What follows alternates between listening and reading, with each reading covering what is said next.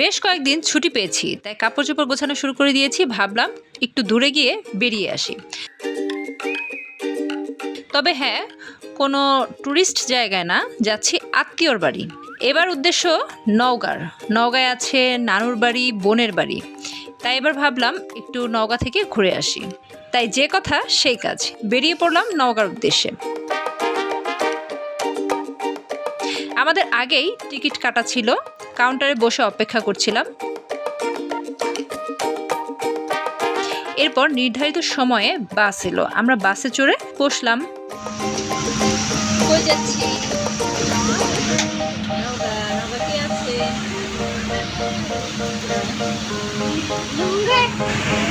মামের বাসা, তারপর বলো গ্র্যানি,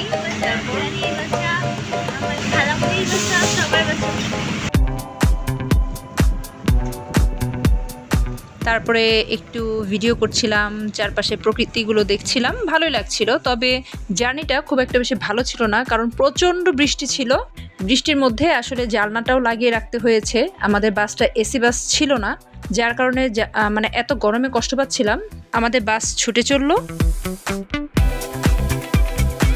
এরপর যমুনা ব্রিজের উপরে উঠে একটু ভিডিও না করলেই নয়, তাই চারপাশে প্রকৃতিটা একটু সুন্দর করে ভিডিও করে নিয়েছিলাম। আমার ছেলে এতটাই উত্তেজিত ছিল, সে বসবেই না, দাঁড়িয়ে দাঁড়িয়ে সারা রাস্তা দেখতে দেখতে যাবে।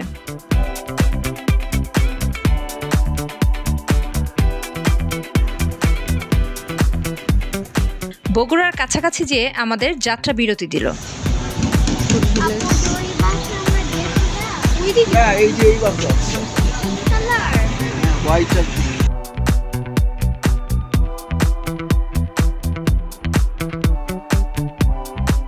আমরা কিছুটা ফ্রেশ হয়ে খাওয়া দাওয়া করে নিলাম।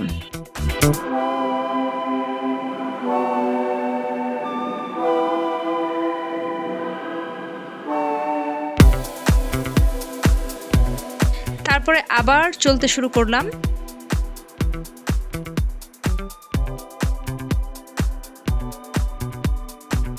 আমাদের পৌঁছাতে পৌঁছাতে প্রায় রাত হয়ে গিয়েছিল। প্রায় রাত না, মোটামুটি ভালো রাতই হয়ে গিয়েছিল। তাই আমরা নানুর বাড়িতে না গিয়ে সরাসরি বোনের বাসাতে গিয়ে উঠলাম। আমরা চলে এসেছি আমার বোনের বাসায়। হ্যালো, কিছু বলেন ম্যাডাম। আজকে আমি খুব খুশি, কারণ আজকে আমরা ফুল ফ্যামিলি জোরে বলেন আমার ভিউয়ার্স। আমরা আজকে ফুল ফ্যামিলি একসাথে হয়েছি, আসলে অনেক মজা লাগতেছে। ইয়েস। এখানে কি চলছে? আম খাওয়া চলছে। রাত কয়টা বাজে এখন? আম খাও তোমরা?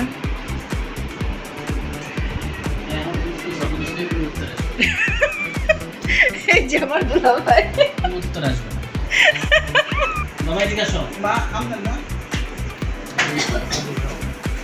দেখেন আমার মামুনির বুক সেলফটা দেখাই আপনাদের।